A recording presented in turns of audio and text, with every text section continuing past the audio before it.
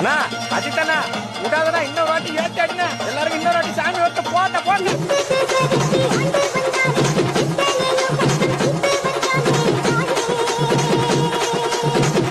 இவன் ஒரு பக்கம் கட்டா கட்டாண்டாவே யாரா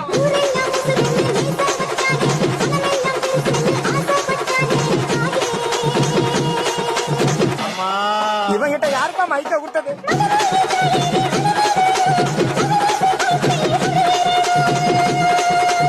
விடாத விடாத விடாத.